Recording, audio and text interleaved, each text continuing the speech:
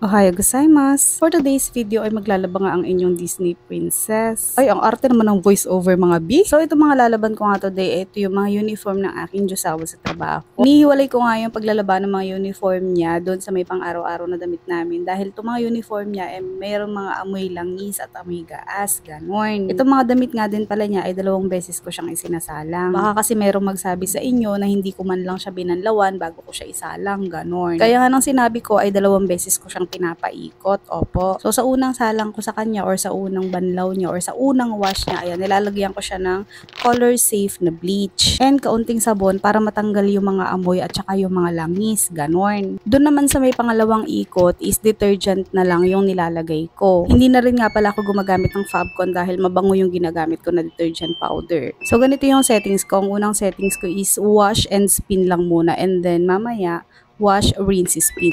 So, ang ginagamit ko dito na powder detergent is yung Blue Wave ng PC Collection. Lalagay ko na lang sa baba kung saan siya mabibili.